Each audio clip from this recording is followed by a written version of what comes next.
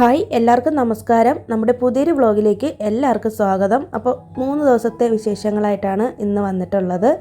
Sunday രാവിലെ തന്നെ ഫാനൊക്കെ ഒന്ന് ക്ലീൻ ചെയ്യാമെന്ന് വിചാരിച്ചിട്ടുണ്ട്. അപ്പോൾ ഞാനിതിന് മുന്നേ പറഞ്ഞിട്ടുണ്ടല്ലോ, ഇതുപോലെ ഫാനും AC ഒക്കെ ക്ലീൻ ചെയ്ത് തരുന്നത് ഹസ്ബൻഡാണ്. എനിക്കിങ്ങനെ ലാഡറിൽ കയറി നിന്നിട്ട് ചെയ്യാനുള്ള ഹൈറ്റ് എത്തത്തില്ല. മാത്രമല്ല എനിക്കിങ്ങനെ മേലോട്ട് ഇങ്ങനെ നോക്കി കുറേ നേരം ഇങ്ങനെ നോക്കി നിൽക്കാനും പറ്റില്ല കേട്ടോ. കണ്ണിന് ചെറിയൊരു പ്രശ്നമുണ്ട്. ഇപ്പോൾ ബാക്കി എല്ലാ ഭാഗങ്ങളും വീടിനുള്ളിലെല്ലാം ക്ലീൻ ചെയ്യുന്നത് ഞാൻ തന്നെയാണ്.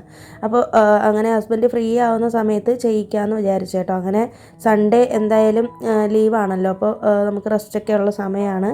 അങ്ങനെ ചെയ്യുന്നതാണ്. അപ്പോൾ ഈ കൂളിംഗ് ഗ്ലാസ് എടുത്ത് വെച്ചേക്കുന്നത് കണ്ണിൽ പൊടി അടിക്കാതിരിക്കാൻ വേണ്ടിയിട്ടാണ്. അപ്പോൾ കയ്യിലൊരു പഴയ സോക്സ് കയ്യിലിട്ടിട്ടാണ് ക്ലീൻ ചെയ്യുന്നത്. അപ്പോൾ ഇങ്ങനെ ചെയ്യുമ്പോഴത്തേനും കുറച്ചൊന്ന് ഈസി ആയിട്ട് തോന്നുന്നുണ്ട്.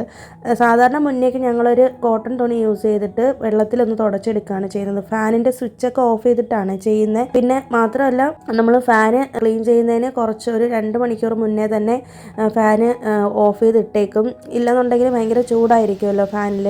അപ്പോൾ നമുക്ക് തൊടാനൊന്നും പറ്റില്ലല്ലോ, അതുകൊണ്ടാണ്.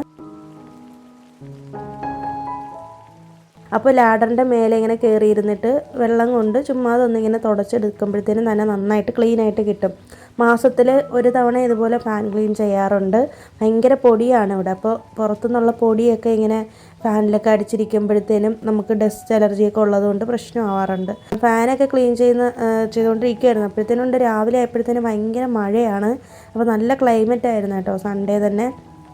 അങ്ങനെ വേറെ പരിപാടികളൊന്നും അന്നില്ലായിരുന്നു. പുറത്തൊന്നും പോയില്ല. അതുകൊണ്ട് പിന്നെ വീഡിയോ ഒന്നും എടുത്തിട്ടില്ല.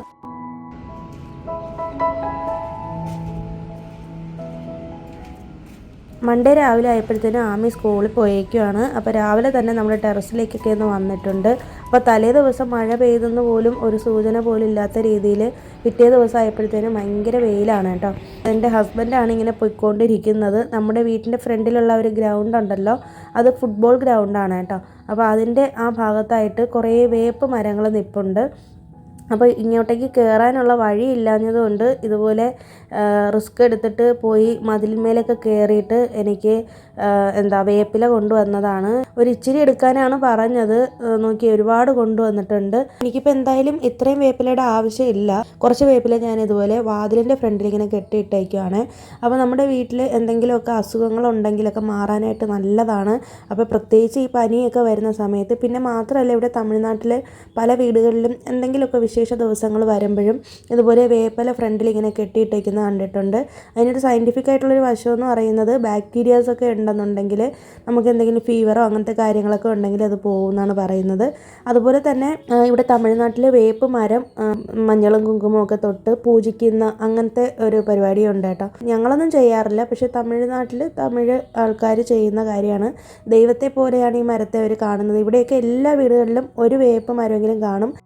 ഞങ്ങളുടെ ഈ വീട്ടിലും പണ്ട് ഹസ്ബൻഡിൻ്റെ അമ്മ ഉള്ള സമയത്ത് കുറേ വേപ്പ് മരങ്ങൾ ഉണ്ടായിരുന്നതാണ്. അപ്പോൾ ഇപ്പോൾ അത് മുറിച്ച് കളഞ്ഞതാണ് കേട്ടോ. അപ്പോൾ ഒരുപാട് പാമ്പിൻ്റെയൊക്കെ ശല്യം ഉള്ളതുകൊണ്ട് അത് മരം മുറിച്ച് കളയുകയുണ്ടായി. അപ്പോൾ ഇപ്പം നമ്മൾ ഇതുപോലെ ഒരു ആവശ്യം വരുമ്പോഴത്തേനും പുറത്ത് പോയിട്ടാണ് എടുത്തുകൊണ്ട് വരുന്നത്. അപ്പോൾ ഇത് ഞാൻ ശരിക്കും ഇത് എടുക്കാൻ പറഞ്ഞതിൻ്റെ കാരണം ഞാൻ പറഞ്ഞല്ലോ, കോൾഡായി എന്ന്. അപ്പോൾ സാധാരണ എനിക്കിങ്ങനെ പനിയും ജലദോഷമൊക്കെ വരുമ്പോഴത്തേനും ഞാനിങ്ങനെ, നിങ്ങൾ കേട്ടിട്ടുണ്ടോയെന്ന് അറിയത്തില്ല, നൊച്ചിയില എന്ന് പറയും.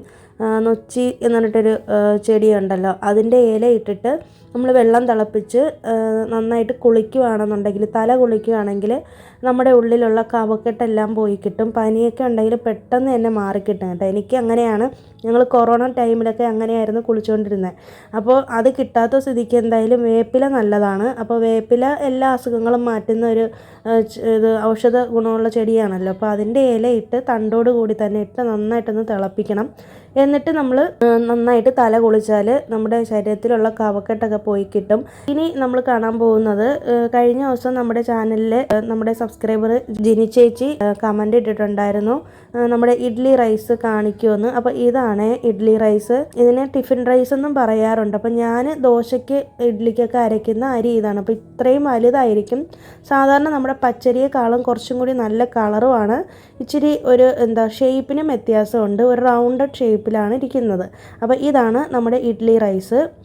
അല്ലെങ്കിൽ ടിഫിൻ റൈസ് എന്ന് പറഞ്ഞിട്ട് മേടിച്ചാലും മതി. ഇപ്പോൾ നാട്ടിലും എല്ലാ സൂപ്പർ മാർക്കറ്റിലും കിട്ടുന്നതാണ് കേട്ടോ. അപ്പോൾ ഇത് ഞാൻ ദോശ ഉണ്ടാക്കുന്നതിൻ്റെ അല്ലെങ്കിൽ ഇഡ്ഡലി ഉണ്ടാക്കുന്നതിൻ്റെ അളവൊന്ന് പറയാം. ഇന്ന് നമ്മൾ സ്പെഷ്യൽ ദോശയ്ക്ക് വേണ്ടിയിട്ടാണ് അരയ്ക്കുന്നത്. റാഗി ദോശയാണ്. ഞാൻ എപ്പോഴും ഇങ്ങനെ ഒരേ തരത്തിലുള്ള ദോശമാവ് അങ്ങനെ അരയ്ക്കാറില്ലായിരുന്നു. മുന്നേയൊക്കെ റാഗി ദോശയൊക്കെ അരയ്ക്കുമായിരുന്നു. ഞാനിത് കുറേ വർഷങ്ങൾക്ക് മുന്നേ ചെയ്യുന്ന കാര്യമാണ്. അതുകൊണ്ട് തന്നെ ഞാൻ ട്രൈ ചെയ്ത് സക്സസ് ആയിട്ടുള്ളൊരു റെസിപ്പി കൂടിയാണിത്. 2 ഗ്ലാസ് ടിഫിൻ റൈസും ഒരു ചെറിയ സ്പൂണിൽ ഉലുവയും പിന്നെ 1 ഗ്ലാസ് ഉഴുന്നും 1 ഗ്ലാസ് റാഗിയാണ് എടുത്തിട്ടുള്ളത്. അപ്പോൾ റാഗിയിൽ ഒരുപാട് അഴുക്കൊക്കെ കാണും. നന്നായിട്ട് ഇത് ക്ലീൻ ചെയ്തെടുക്കണം. ആദ്യമേ തന്നെ അളന്നെടുത്ത് വെച്ചതിന് ശേഷം നല്ലപോലെ ഒന്ന് ക്ലീൻ ചെയ്തെടുക്കുന്നുണ്ട് കേട്ടോ. കുറേ വെള്ളത്തിലൊന്ന് ക്ലീൻ ചെയ്തെടുക്കും. അതിനുശേഷം നമ്മൾ നല്ല വെള്ളത്തിലിട്ടിട്ട് കുതിരാനായിട്ട് വെക്കും. ഇങ്ങനെയാണ് സാധാരണ ഞാൻ ദോശമാവും ഇഡ്ഡലി മാവും ഒക്കെ ചെയ്യുന്നത് കേട്ടോ. അപ്പോൾ സാധാരണ നമ്മുടെ ദോശയ്ക്കാണെന്നുണ്ടെങ്കിൽ റാഗി എടുക്കത്തില്ല. അപ്പോൾ അതിന് പകരം 2.5 ഗ്ലാസ് ടിഫിൻ റൈസാണ് എടുക്കുന്നത്. ഇതിപ്പോൾ നമ്മൾ റാഗി ദോശ ആയതുകൊണ്ട് 1 ഗ്ലാസ് എക്സ്ട്രാ നമ്മൾ റാഗി ചേർക്കുന്നു എന്നുള്ളതേ ഉള്ളൂ. പിന്നെ അതുപോലെ തന്നെ നമ്മുടെ ഉഴുന്നെടുക്കുന്നത് 3/4 ഗ്ലാസ് ആയിരിക്കും. ഇതിപ്പോൾ നമ്മൾ റാഗിയുടെ അളവ് ചേർത്തിരിക്കുന്നത് കൊണ്ട് തന്നെ നമ്മുടെ ഉഴുന്നിൻ്റെ അളവ് 1 ഗ്ലാസ് ആക്കി എടുത്തേക്കുന്നതാണ്. ഞാൻ കറക്റ്റായിട്ടുള്ള അളവ് നമ്മുടെ സ്ക്രീനിൽ തന്നെ കൊടുത്തിട്ടുണ്ട്. നിങ്ങളത് നോക്കുമ്പോഴത്തേനും മനസ്സിലാവേ. അങ്ങനെ നന്നായിട്ട് കഴുകിയതിന് ശേഷം നല്ല വെള്ളത്തിൽ ഇട്ട് വെച്ചിട്ടുണ്ട്. അപ്പോൾ നമ്മളിത് അരയ്ക്കുന്ന സമയത്ത് ഇനി ഒരുപാട് അങ്ങോട്ട് വാഷ് ചെയ്യത്തില്ല. കാരണം ഓൾറെഡി നമ്മൾ കഴുകി വെച്ചേക്കുന്നതാണല്ലോ. പ്രത്യേകിച്ച് റാഗിയിൽ ഒരുപാട് മണ്ണും അഴുക്കും പൊടിയും തവിടൊക്കെ കാണും. അത് നല്ലോണം കഴുകിയെടുത്തതിന് ശേഷമാണ് കുതിരാനായിട്ട് വെക്കാനുള്ളത്. അപ്പോൾ ഞാനതൊക്കെ എടുത്ത് വെച്ചതിന് ശേഷം രാവിലത്തെ ബാക്കി കാര്യങ്ങളൊക്കെ കാണിച്ചു തരാം. അപ്പോൾ രാവിലെ തന്നെ കുളിയൊക്കെ കഴിഞ്ഞിട്ടുണ്ട്. അപ്പോൾ രാവിലെ തന്നെ ആമയ്ക്ക് സ്കൂളിൽ കൊണ്ടുപോകാനായിട്ട് ഞാൻ ലഞ്ചൊക്കെ ചെയ്തിട്ടുണ്ടായിരുന്നു. അവൾക്ക് കൊടുക്കാനായിട്ടാണ് പൊട്ടറ്റോ ഫ്രൈ ചെയ്തത്. പിന്നെ മോര് കറി ഉണ്ടായിരുന്നു. പിന്നെ വാഴത്തണ്ടും ചെറുപയറും കൂടി ഇട്ടിട്ടുള്ള തോരൻ വെച്ചിട്ടുണ്ടായിരുന്നു. ഞാൻ കുക്കറിലാണ് തോരൻ വെക്കുന്നത്. പിന്നെ മാങ്ങ മേടിച്ചിട്ടുണ്ടായിരുന്നു. കഴിഞ്ഞ ദിവസം നമ്മൾ മാർക്കറ്റിൽ പോയപ്പോഴത്തേനും അതൊക്കെ കട്ട് ചെയ്ത് വെച്ചിട്ടുണ്ട്. ഇനി അച്ചാറിടണം. പിന്നെ മീൻ നമുക്ക് കിട്ടിയിട്ടുണ്ടായിരുന്നു കേട്ടോ. അത് സൺഡേ നമ്മൾ മേടിച്ചിട്ടുള്ള മീനാണ്. അപ്പോൾ ചൂര മീനായിരുന്നു. അത് ഒക്കെ കറി വെച്ചിട്ടുണ്ട്. പിന്നെ ഞാൻ യൂസ് ചെയ്യുന്ന ഒരു ഹെയർ ഓയിൽ കാണിച്ചു തരാം. ഇത് മുന്നത്തെ നമ്മുടെ ഒരു വ്ളോഗിൽ നേരത്തെ നമ്മൾ ചാനൽ തുടങ്ങിയ സമയത്ത് ഞാൻ ഷെയർ ചെയ്തിട്ടുള്ളതാണ്. അപ്പോൾ നിങ്ങൾക്ക് അറിയാമായിരിക്കും, നമ്മളിങ്ങനെ മാർക്കറ്റിലോ അല്ലെങ്കിൽ ഷോപ്പിലൊക്കെ പോകുമ്പോഴത്തേനും ഇതുപോലെ ഉണക്കിയ മരുന്നുകൾ ഇട്ട് വെച്ചേക്കുന്ന ബോട്ടിൽ ഇതുപോലെ മേടിക്കാനായിട്ട് കിട്ടുമല്ലോ. അങ്ങനെ വാങ്ങിയതാണ്. ഞാനിത് കന്യാകുമാരിയിൽ ഒരിക്കൽ ഞങ്ങൾ ട്രിപ്പ് പോയപ്പോഴത്തേനും അവിടെ നിന്ന് മേടിച്ചതാണ് കേട്ടോ. ഇവിടെ ചെന്നൈയിലും കിട്ടാറുണ്ട്, നാട്ടിലുമൊക്കെ കിട്ടാറുണ്ട്. അപ്പോൾ ഈ ഒരു ബോക്സിൽ വന്നിരിക്കുന്നത് കറിവേപ്പില, ചെമ്പരത്തി, ഉണക്ക നെല്ലിക്ക, രാമച്ചം, ഇങ്ങനത്തെ സാധനങ്ങളൊക്കെ ഇട്ട് ഉണക്കി വെച്ചേക്കുന്നതാണ്. അപ്പോൾ ഇതിനകത്ത് നമ്മൾ ചക്കിലാട്ടിയ എണ്ണ ഉണ്ടല്ലോ, അതായത് വിർജിൻ ഓയിൽ ഇതിലേക്ക് ഒഴിച്ച് വെച്ചേക്കണം. എന്നിട്ട് നമ്മൾ വെയിലത്താണ് വെച്ചേക്കേണ്ടത്. അപ്പോഴത്തേനും ഇതിലെ കളറൊക്കെ ഒന്ന് ഊറി ഇറങ്ങി കിട്ടും. ഒരാഴ്ച നമ്മൾ നല്ല വെയിലത്ത് കൊണ്ടുപോയി ഈ ബോട്ടിൽ എണ്ണ ഒഴിച്ച് വയ്ക്കുമ്പോഴത്തേനും ഇതുപോലെ കളറൊക്കെ മാറിക്കിട്ടും. അതിനുശേഷം നമുക്ക് ഈ എണ്ണ പകർന്ന് വേറൊരു ബോട്ടിലേക്ക് ആക്കിയിട്ട് നമുക്ക് യൂസ് ചെയ്യാൻ പറ്റും. അപ്പോൾ ഇത് ശരിക്കും കാച്ചിയ എണ്ണയല്ല കേട്ടോ. നമ്മൾ സാധാരണ മരുന്നിലിട്ട് വെച്ചേക്കുന്ന എണ്ണ ആയതുകൊണ്ട് തന്നെ ചിലർക്ക് ഇത് തലവേദനയൊക്കെ ഉണ്ടാക്കും. എനിക്ക് പക്ഷേ വേറെ പ്രശ്നമൊന്നുമില്ല. എനിക്ക് മൈഗ്രെയിൻ ഉള്ള ആളാണ്. എന്നിട്ട് പോലും എനിക്ക് ഈ ഒരു എണ്ണയാണ് സെറ്റ്. എനിക്ക് ശരിക്കും നമ്മുടെ കാച്ചിയ എണ്ണ ശരിയാവത്തില്ല കേട്ടോ.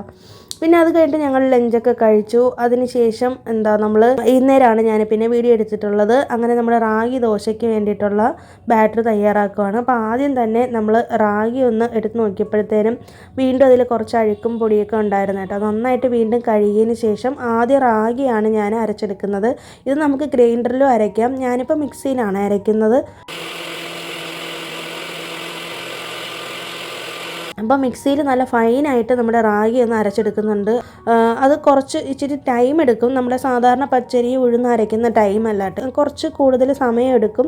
നല്ല ഫൈനായിട്ട് അരച്ചെടുത്തു. അതിനുശേഷം നമ്മൾ ടിഫിൻ റൈസിലാണല്ലോ നമ്മൾ ഉലുവയൊക്കെ കുതിരാനായിട്ട് ഇട്ടിട്ടുണ്ടായിരുന്നത്. രണ്ടും കൂടി കുതിർന്ന് വന്നിട്ടുണ്ട്. അതും കൂടി ഒന്ന് അരച്ചെടുത്തു.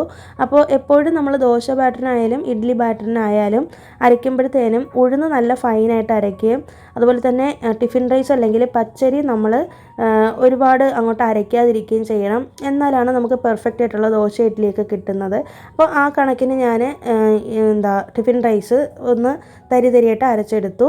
പിന്നെ ഇതിനകത്തേക്ക് മറക്കാതെ ഒരു ഗ്ലാസ് ചോറ് ചേർക്കണം.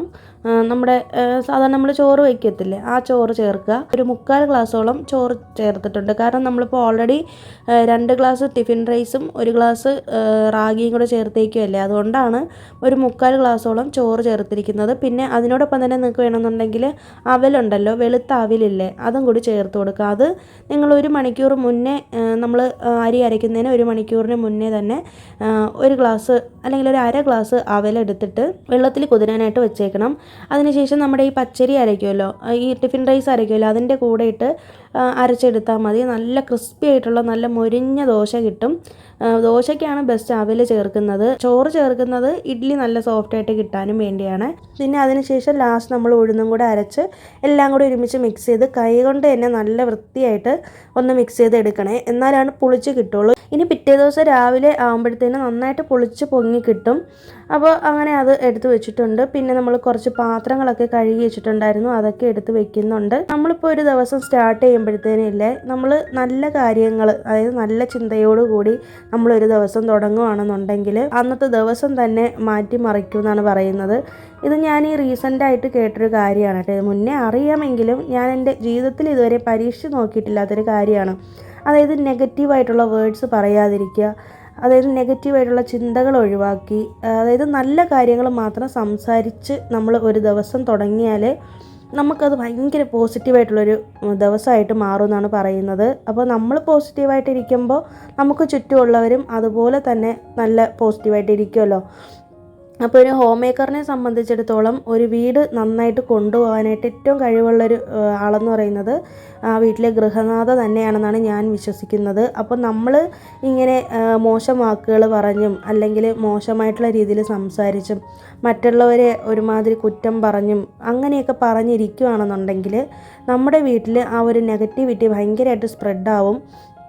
അതേസമയം നമ്മൾ നല്ല കാര്യങ്ങൾ പറയുകയും നമ്മുടെ മക്കളോടായാലും ഭർത്താവിനോടായാലും നമ്മൾ സ്വയം നമ്മളോടാണെങ്കിലും ഒക്കെ നല്ല കാര്യങ്ങൾ പറഞ്ഞും നല്ല കാര്യങ്ങൾ കേട്ടും കണ്ടും ഒക്കെ നമ്മളൊരു ദിവസം തുടങ്ങിയാലുണ്ടല്ലോ, അന്നത്തെ ദിവസം ഭയങ്കരമായിട്ട് നമുക്ക് ഭയങ്കര ഒരു പോസിറ്റീവായിട്ട് നമുക്ക് തോന്നും. സ്വാഭാവികമായിട്ടും മനുഷ്യർക്ക് പ്രശ്നങ്ങളും വിഷമങ്ങളും ഒക്കെ ഉണ്ടാകാറുണ്ട്. പക്ഷേ എന്നിരുന്നാലും നമ്മൾ മാക്സിമം നമ്മുടെ കടമയും കർത്തവ്യവും ചെയ്യുക എന്നുള്ളതാണല്ലേ. അല്ലാതെ നമ്മൾ മറ്റുള്ളവരെ പഴിക്കുകയും കുറ്റം പറയുകയൊക്കെ ചെയ്തുകൊണ്ടിരുന്നിട്ടൊന്നും ഒരു കാര്യമില്ല. പിന്നെ മാത്രമല്ല, ദൈവത്തിൽ വിശ്വാസം നിങ്ങൾക്കുണ്ടോ ഇല്ലയോ എന്ന് എനിക്കറിയില്ല. പക്ഷേ എന്നെ സംബന്ധിച്ചിടത്തോളം എന്തോ ഒരു എക്സ്റ്റേണൽ ഫോഴ്സ് നമ്മുടെ മനുഷ്യർക്കിടയിൽ, ഓരോ മനുഷ്യൻ്റെയും ജീവിതത്തിൽ ഒരു എക്സ്റ്റേണൽ ആയിട്ടുള്ളൊരു ഫോഴ്സ് പ്രവർത്തിക്കുന്നുണ്ടെന്ന് എനിക്ക് എപ്പോഴും തോന്നാറുണ്ട്. കാരണം പല സാഹചര്യങ്ങളിലും നമുക്ക് തരണം ചെയ്യാൻ പറ്റാത്ത പല സാഹചര്യങ്ങളിലും നമ്മുടെ കൂടെ വേറൊരു ശക്തിയും കൂടെ ഉള്ളതുപോലെ എനിക്ക് തോന്നിയിട്ടുണ്ട് കേട്ടോ, പേഴ്സണലി. അപ്പോൾ ദൈവികമായിട്ടുള്ള കാര്യങ്ങളും ചിന്തകളും ഒക്കെ നമ്മുടെ വീട്ടിൽ പ്രവർത്തിക്കുകയാണെന്നുണ്ടെങ്കിൽ അതിൻ്റേതായ വ്യത്യാസം നമുക്ക് കാണാനായിട്ട് സാധിക്കും. ഇപ്പോൾ എല്ലാവരും ഈശ്വര വിശ്വാസികളാവണമെന്നൊന്നുമില്ല. ഞാനും അങ്ങനെ ഭയങ്കരമായിട്ട് അന്ധവിശ്വാസിയൊന്നും അല്ല. പക്ഷേ എന്നിരുന്നാലും ഒരു പരിധിവരെ ഞാനും ഒരു ദൈവവിശ്വാസി തന്നെയാണ്. അതുപോലെ തന്നെ എൻ്റെ ഹസ്ബൻഡ്, എന്നെക്കാളേറെ എൻ്റെ ഹസ്ബൻഡാണ് അങ്ങനെ ദൈവവിശ്വാസി അല്ലെങ്കിൽ ഈശ്വര വിശ്വാസം കൂടുതലുള്ള ഒരാൾ. അപ്പോൾ നമ്മൾ ദൈവത്തിൽ വിശ്വസിച്ച് തുടങ്ങുമ്പോൾ അല്ലെങ്കിൽ നമ്മൾ മാത്രമല്ല, മനുഷ്യർക്കിടയിൽ വേറൊരു എക്സ്റ്റേണൽ ഫോഴ്സ്, നമ്മളെക്കൊണ്ട് ചെയ്യാൻ പറ്റാത്ത കാര്യങ്ങളിൽ നമുക്കിടയിൽ വേറൊരു ശക്തിയും കൂടി പ്രവർത്തിക്കുന്നുണ്ടെന്ന് തോന്നി തുടങ്ങുമ്പോഴത്തേനും നമ്മുടെ അഹങ്കാരവും എല്ലാം ഒന്ന് കുറഞ്ഞു കിട്ടുമെന്നാണ് എനിക്ക് തോന്നുന്നത്. പിന്നെ മാത്രമല്ല, ഇപ്പോൾ ദൈവം ആണ് വന്ന് നമുക്കെല്ലാം ചെയ്തു തരുന്നതെന്നല്ല ഞാൻ പറയുന്നത്. പക്ഷേ എന്നിരുന്നാലും നമ്മൾ ഹാർഡ് വർക്ക് ചെയ്യുക, നമ്മൾ നന്നായിട്ട് ഹാർഡ് വർക്ക് ചെയ്യുമ്പോഴത്തേനും നമുക്ക് അതിൻ്റെ ഒരു റിസൾട്ട് എന്തായാലും ഉണ്ടാവും. അപ്പോൾ നമുക്ക് ഒരിക്കലും നമ്മുടെ കഴിവുകൾ മറ്റൊരാളിന് മോഷ്ടിച്ചെടുക്കാനായിട്ട് പറ്റില്ലല്ലേ. അപ്പോൾ നമ്മുടെ കഴിവുകളിൽ ഫോക്കസ് ചെയ്ത് നമ്മളതിൽ ഹാർഡ് വർക്ക് ചെയ്യുകയാണെങ്കിൽ തീർച്ചയായിട്ടും നമ്മൾ ഉയരങ്ങളിൽ എത്തുക തന്നെ ചെയ്യും. ഞാൻ ജസ്റ്റ് ഒന്ന് പറഞ്ഞു എന്നേ ഉള്ളൂ. ഇനിയാണ് നിങ്ങൾ കാണാൻ ആഗ്രഹിച്ചിരുന്ന നമ്മുടെ സബ്സ്ക്രൈബർ ആ കുട്ടി ചോദിച്ചിട്ടുള്ള വീഡിയോ, നമ്മുടെ റൂം ടൂറാണ്. ശരിക്കും ഇതിൽ കാണിക്കാൻ ഒന്നുമില്ല, എന്നാലും ആ കുട്ടി ചോദിച്ചതുകൊണ്ട് മാത്രം ഞാൻ വീഡിയോ എടുത്തതാണ്. അപ്പോൾ പേരെനിക്ക് അറിയത്തില്ല, ഐ ഡിയിൽ പേരൊന്നും കാണിക്കുന്നില്ല, അതുകൊണ്ടാണ്. അപ്പോൾ പേരെന്താണെന്നൊന്ന് മെൻഷൻ ചെയ്താൽ നന്നായിരിക്കും. അപ്പോൾ നമ്മുടെ റൂമിലേക്ക് കയറിയിട്ടുണ്ട്. അപ്പോൾ ആമിയാണ് ഇന്നത്തെ നമ്മുടെ റൂം ടൂർ ചെയ്യാനായിട്ട് പോകുന്നത്. അപ്പോൾ ഞാൻ ഇവൾ വരുന്നതിന് മുന്നേ ഈ വീഡിയോ എടുക്കണമെന്ന് വിചാരിച്ചതായിരുന്നേ, പക്ഷേ എനിക്ക് സമയം കിട്ടിയില്ലായിരുന്നു. അവൾ വന്നതിന് ശേഷം എന്തായാലും എടുക്കാമെന്ന് വിചാരിച്ചപ്പോഴത്തേനും ഉടനെ തന്നെ അവൾക്ക് എന്നെ ഇതൊക്കെ പറയണമെന്നൊക്കെ പറഞ്ഞിട്ട് വന്നേക്കുകയാണ്. അപ്പോൾ അവൾ പറയുന്ന ഒന്നും നിങ്ങൾക്ക് മനസ്സിലാവുമെന്ന് തോന്നുന്നില്ല. ആമി സംസാരിക്കുന്നത് മലയാളമാണ്, പക്ഷേ തമിഴ് ഒരു സ്ലാങ്ങിലാണ്, തമിഴ് സംസാരിക്കുന്ന ഒരു മോഡുലേഷനിലാണ് അവൾ സംസാരിക്കുന്നത്. അതുകൊണ്ട് തന്നെ സംസാരിക്കുന്നത് ചിലപ്പോൾ നിങ്ങൾക്ക് വ്യക്തമായിട്ട് മനസ്സിലായി എന്ന് വരത്തില്ല. അപ്പോൾ നമ്മുടെ ബെഡ്റൂമിലേക്ക് കയറുമ്പോഴത്തേനും ഈ ഒരു ഡബിൾ ഡെക്കർ ബെഡ് നമ്മൾ റീസെൻ്റായിട്ട് മേടിച്ചതാണ്.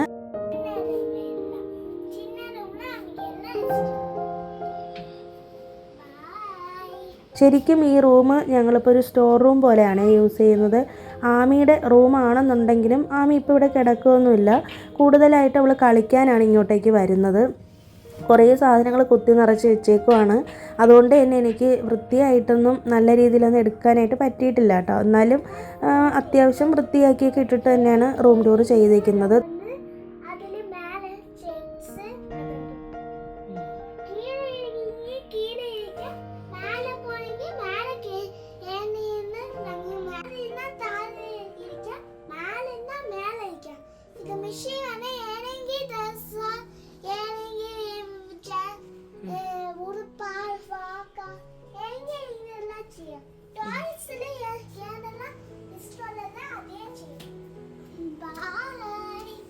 തൊട്ടടുത്ത് തന്നെ ഒരു ലാഡർ വെച്ചിട്ടുണ്ട്. അത് നമുക്ക് വെക്കാനായിട്ട് വേറെ സ്പേസ് ഇല്ല കേട്ടോ.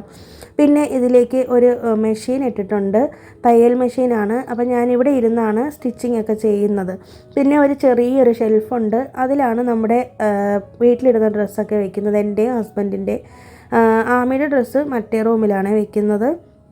പിന്നെ ആ മെഷീൻ്റെ തൊട്ട് പുറകിലായിട്ട് തന്നെ ഒരു ചെറിയൊരു പഴയതാണ്, ഇവിടെ വീട് വെച്ച സമയത്ത് തന്നെ മേടിച്ചിട്ടുള്ള 10 വർഷത്തിന് മുകളിൽ പഴക്കമുള്ളൊരു കമ്പ്യൂട്ടർ ടേബിളാണ്, അത് വെച്ചിട്ടുണ്ട്. പിന്നെ ഒരു ചെറിയൊരു കറങ്ങുന്ന ഒരു ചെയറും.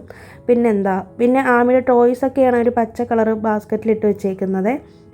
പിന്നെ ഈ ഡബിൾ ഡെക്കർ ബെഡ് ഉള്ളതുകൊണ്ട് തന്നെ നമ്മൾ സാധാരണ ബെഡ് ക്ലീൻ ചെയ്യുന്നത് പോലെ നീറ്റാക്കി സെറ്റാക്കി വിരിച്ചിടാനായിട്ട് പറ്റില്ല കേട്ടോ. അതെനിക്ക് ഭയങ്കര ബുദ്ധിമുട്ടായിട്ട് തോന്നാറുണ്ട്. നമ്മൾ എത്ര നന്നായിട്ട് വിരിച്ചിട്ടാലും കുറച്ച് കഴിയുമ്പോഴത്തേനും ഷീറ്റൊക്കെ അങ്ങോട്ടും ഇങ്ങോട്ടൊക്കെ മാറിക്കിടക്കും.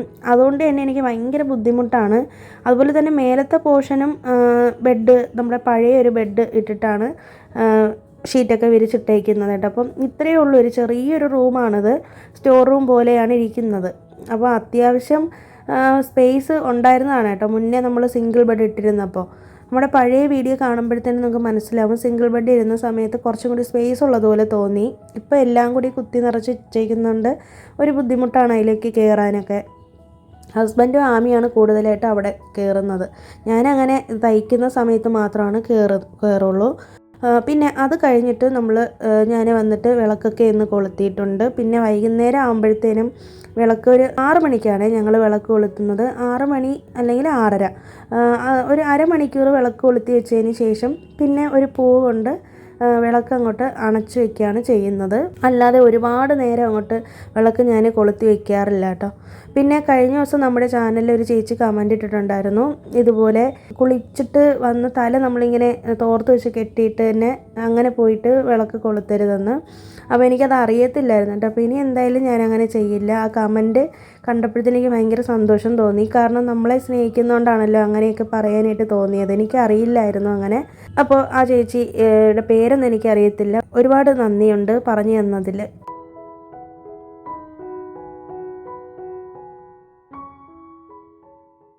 പിന്നെ അത് കഴിഞ്ഞിട്ട് നേരെ കിച്ചണിലേക്ക് വന്നിട്ടുണ്ട്. അപ്പോൾ ഇന്ന് വൈകിട്ടത്തെ ഡിന്നറിന് വേണ്ടിയിട്ട് മധുരക്കിഴങ്ങുണ്ടല്ലോ, അത് ഹസ്ബൻഡ് മേടിച്ചുകൊണ്ട് വന്നായിരുന്നു.